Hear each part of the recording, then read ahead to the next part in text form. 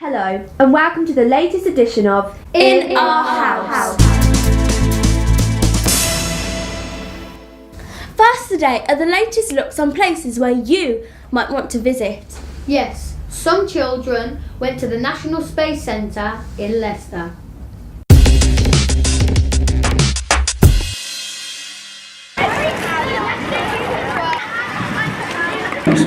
First, look at me. Now look at yourself.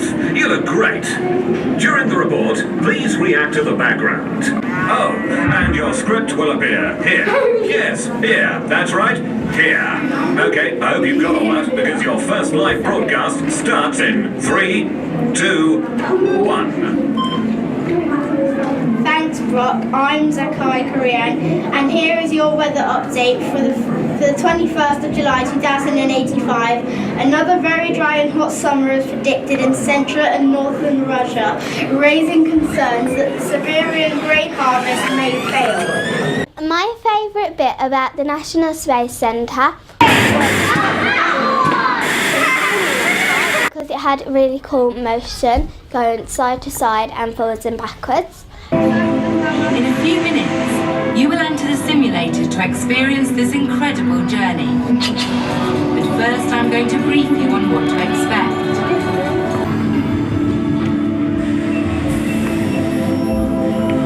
Tranquility Base will be expanded and a new infrastructure developed. The best bit was the simulator ride because it actually felt like I was on a real rocket and it actually felt like I was flying in space. The best bit about the National Space Centre was the planetarium because it felt like you were going around and you were moving. And the worst bit was when we was like the planetarium because it actually made me feel dizzy, like really dizzy, but I stayed in anyway. I enjoyed the National Space Centre because it was so fun, and I would recommend going there because there's loads of activities you can do. One of my favourite parts was the simulator because it actually felt like you were going to one of the moons. I liked about the National Space Centre was the rocket because we got to see in the lift how tall it was, but what I did not like about the rocket was all the fake gas that was coming out of it. I would recommend people to go because it's very exciting and fun. You didn't do it. Oh, we have to go down in the lift. It looks like... I love the National Space Centre. My favourite part about the Space Centre was the planetarium. The planetarium made me feel like I was flying through space. It was humongous and giant. It had a massive screen and it was fabulous. I disliked the simulator ride as my teacher, Mrs. McWiley, was screaming down my ear. I would recommend lots of people to go there because it is a really exciting place where you can do lots of fun things. Tranquility Base, ESA is close to sending their first crew to Mars. But the next step in the exploration of our solar system will be Jupiter and its moon Europa. Tranquility Base will be expanded and a new infrastructure developed. I would highly recommend the Space Centre because it is a fun, enjoyable experience with your family. You will learn lots of new things. Hello everybody, today we're constructing our brilliant rocket. Well, we won the race basically. 10, 9, 8, 7, 6, 5, 4, 3, 2, 1, blast off!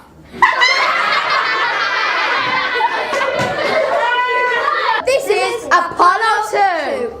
3, 2, 1, blast off!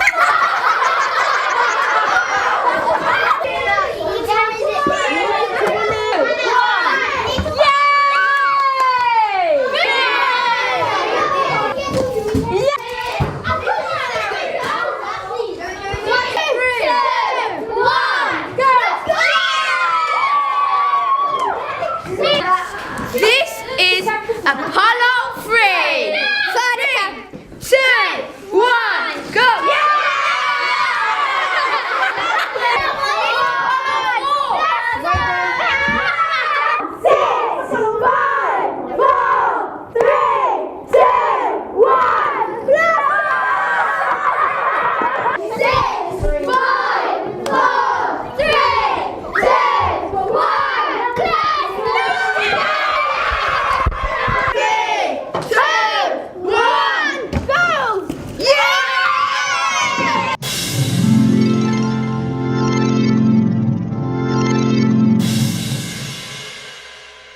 Okay then guys, so I've got a pack of cards right here, okay?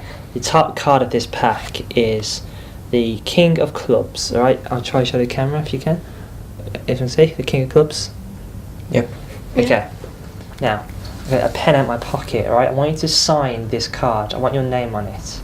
Use. Oh, you can do it. Okay, you can do it. Go on then. Should I just... Okay, just sign it. in the corner? Yeah. Or anywhere? Anywhere you want. Sorry about that. It's fine. Okay, so show the camera. Like that. See your signature in the corner?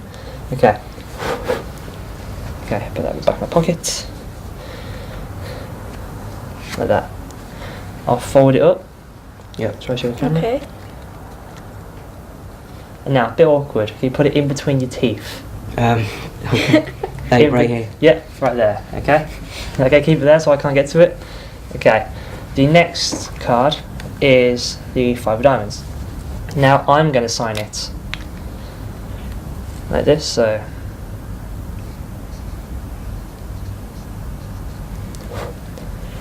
put the lid back on the pen, and there we go. So see my signature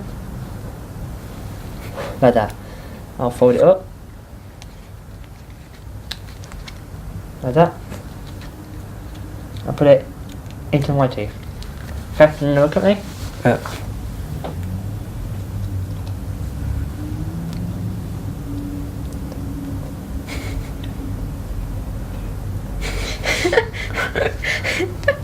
The cards swap places, okay? So now, look at your card. I just want it. Yep. Wait, what? No, just take it out and look at it. Take it I out and want look at to eat it. I'll show the camera.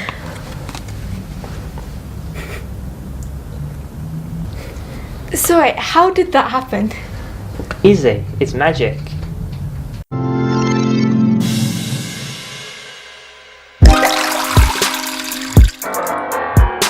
As you know, we've been celebrating the 400th year anniversary of William Shakespeare's death. And did you know that there's a William Shakespeare's library in Birmingham? I didn't know, but I do now. The first free library opened in September 1865. But there was disaster in 1879 when the library burnt to the ground. The pipes in the library were frozen and a workman was trying to thaw them. He lit the flame and the wind unfortunately blew it, setting fire to the wood shavings. This new library opened in June 1882. This is the library here.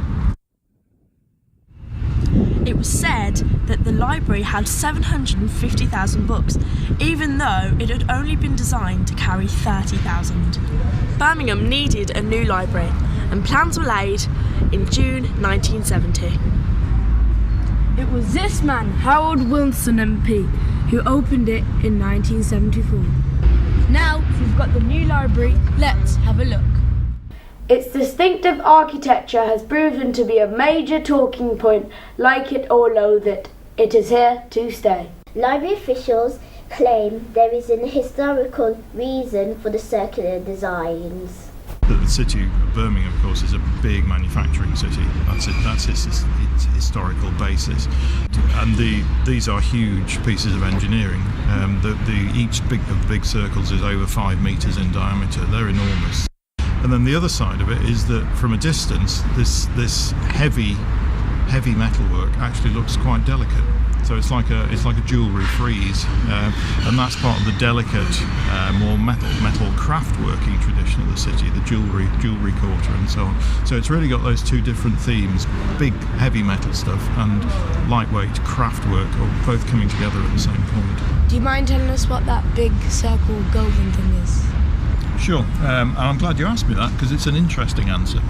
Inside there is the Shakespeare Memorial Room, and the Shakespeare Memorial Room was built in 1882 in the Central Library that came before the one that we're in now, and it's one of the only things that was kept as a feature when that library was demolished and the present Central Library was built. But it wasn't actually designed into the Central Library, so it's not been in a good place, it's not been well used for many years now. And what we decided was that when we're designing this brand new library, that we wanted to celebrate Shakespeare as one of our great literary characters. But also, people are going to want to go to the top of a tall building, so let's give them a place to go that's really exciting. And the Shakespeare Memorial Room is a lovely building. So we're going right up to the top now, so what do we see up here? Where you're heading now is up to the golden cylinder on top of the building, the Shakespeare Memorial Room. This is the Shakespeare room, which is obviously completely different to the rest of the modern library. So Brian, what does this Shakespeare room have to offer? Well, if you'll let me give you a little bit of a history lesson first. This room was built in 1882 in the Central Library that preceded the old Central Library. So it was actually in the second Central Library that Birmingham's had. The one we're standing in now is the fourth one. And this room originally housed the Shakespeare collection. Birmingham Library has the second best collection. The largest is in America, in the world. So it's a really important resource for not just for scholars but for the whole community to get to grips with Shakespeare. And we wanted to celebrate Shakespeare. We wanted to put a little bit of antiquity, a nice old room on top of, as you've already pointed out, a modern library. So to give that contrast, we hope lots of people are going to come up here and enjoy this room. Welcome to Aston Vision News. We are going to be finding out all about cleaning our environment and keeping it litter-free. Coming up on the programme, we speak to Hedrina, who is a counsellor for Lowzells and East Handsworth. And catch our handy guide to household recycling.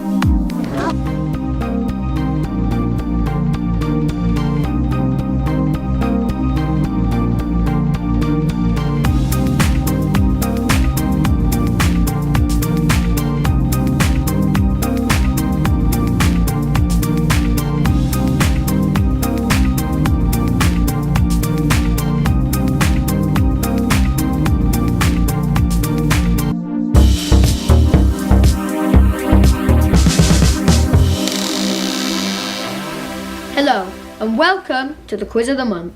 Yay! So, in May 1991, Helen Sharman became the first Briton to go where? The Amazon? No. The climb a mountain? America? No, it's nothing to do with mountains. To walk. America was founded. To walk in the desert? No. It's, the answer is she went into space or orbit, whatever you want to call it. Here's a bonus question. Which Briton is currently in space on board the International Space Station? I know this. Is it like Tom? Close. The name's close. Tom. No. Also. It's not Tom. Rob. It's not Tom. No, not Bob. Rob. I don't know. The answer is Tim P. Oh my god, I knew it because we watched it in class. We watched him like go up. Yeah. Should have got it. Question 2. The second child and first daughter of Prince William and his wife Catherine, Duchess of Cambridge, Alice was born in May 2015. What's her name? Charlotte. Princess Charlotte. I was right. Yeah. Here's a bonus question. What is her older brother's name? George. I got that George, one. yeah. So 1-1. So it's 1-1. Born in May 1998, which singer sang Skyfall, the theme of Adele. Yeah. I got that first. Who got that first? You got that first, so it's 2-1. The bonus question is, what is Adele's surname? I don't actually know. Macintosh. No, it begins with A. It begins with A. Adele. Oh, I don't know. I actually don't know. No. It's Adkins. Adele Laurie Blue Adkins. So she's got That's a long name. I know. Yeah. Which famous explorer who died this month in 1873 is buried in Westminster Abbey was most well known for his adventures in Africa? Columbus. No. John. No. I only know Columbus. That's like the only explorer. I don't know. David Livingstone. I wouldn't have got that. I've never heard of him either. The bonus question is, which waterfall in Zambezi River did he discover, naming it after the Queen? Victoria. Yeah, Victoria Falls. I was going to say This is that. question 5. German radio announced on the 1st of May 1945 the death of which wartime leader? Hitler. You got that one. In May 1979, the Conservative Party won the general election, and who became Britain's first ever woman Prime Minister? Margaret Thatcher. Yeah, that's right. So it's 3-3. The bonus question is, who is the current Prime Minister? David Cameron. Oh. Okay, so 4-3. Question 7. In May 1994, who became South Africa's first black president?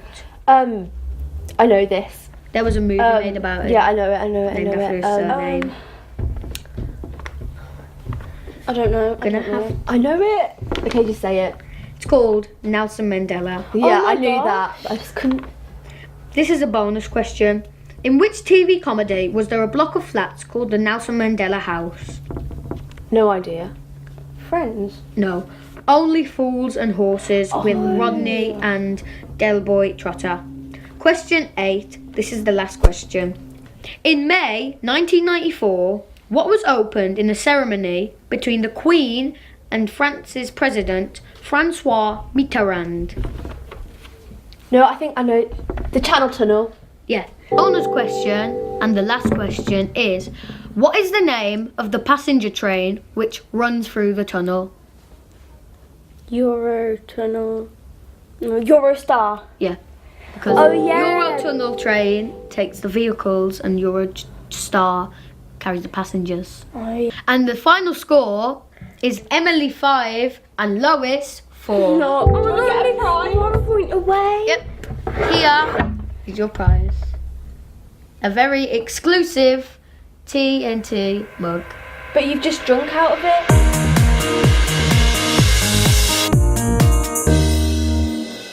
Talking of the Channel Tunnel, the most watched video on our website is when I went in the driver's cab. TNT News, bang up to date.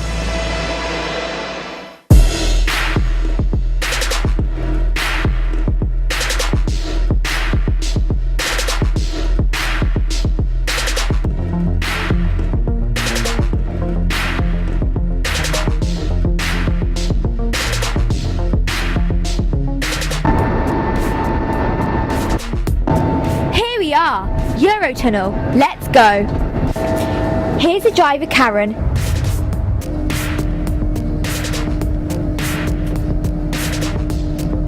This is Cliff. Tell us a little bit about the train. We've just departed. A 2,500 tonne train has just pulled away and departed from Folkestone, and we're on our way to Calais. We're just arriving now at the tunnel entrance, within minutes of leaving the platform. The train will now steadily pick up speed, where we'll get up to the cruising speed of 140 kilometres an hour. The track is a seamless track, so it will be a completely seamless ride and very, very smooth all the way through. On the tourist train, we've got 30 carriages in total, a loco at the front and a loco at the back.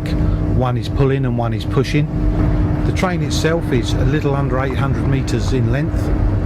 The locos, on this particular loco, we've got a 7 megawatt loco at the front and a 5.6 at the back.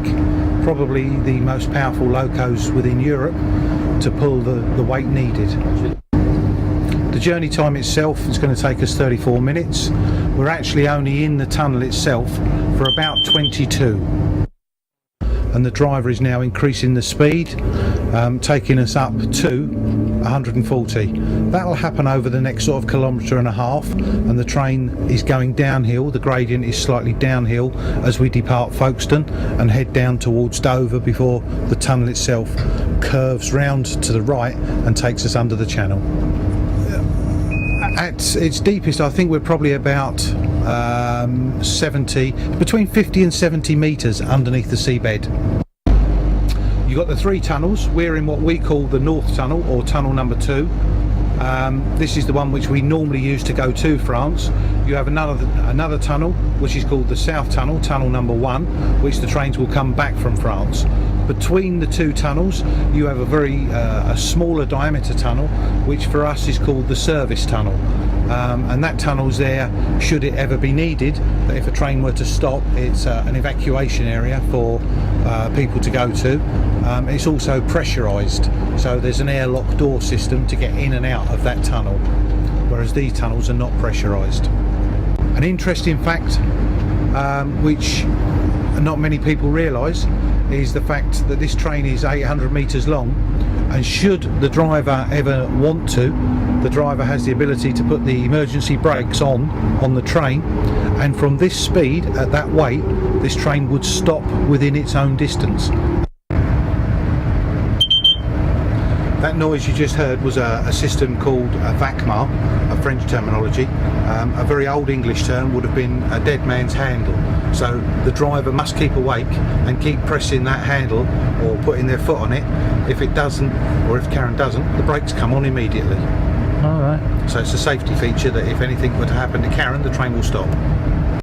As we're driving through the tunnel now, you'll notice that there's a light on the wall on the right hand side, and that denotes where there is a cross passage door. That is a doorway into the service tunnel which I was speaking about earlier, and those doors are every 375 metres apart. So if a train were to come to a stop unexpectedly, there would always be two doors next to an 800 metre train. So that's what these are here, is? That's the crossover. So we've just passed the crossover. You'll hear a slight noise.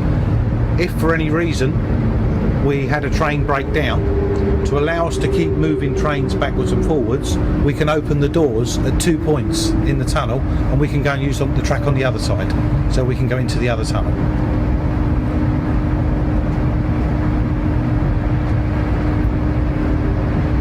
So Karen, what's good about your job? I like being in my own space, and I'm sort of my own person down here. And have you faced any difficulties? I've had a few stop trains for a few incidences and things like that, but that's all part of the job.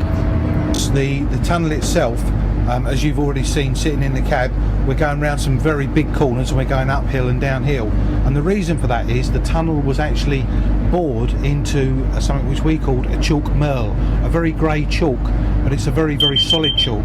So all the tunnel borings were done in the core of earth in the chalk merle, so we had to follow the line of the chalk merle before we could to be in the safest point to build the tunnel. Do you ever get any leaks? In actual fact, no. When we were building the tunnel, we thought there would be some minor seepage and minor leaks, so naturally we built pumping stations into the lowest area of the tunnel. But it very soon became apparent that the pumps were actually going rusty because they weren't used enough.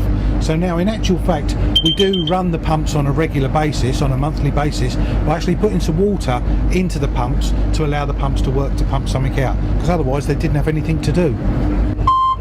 So we know facts? Yep.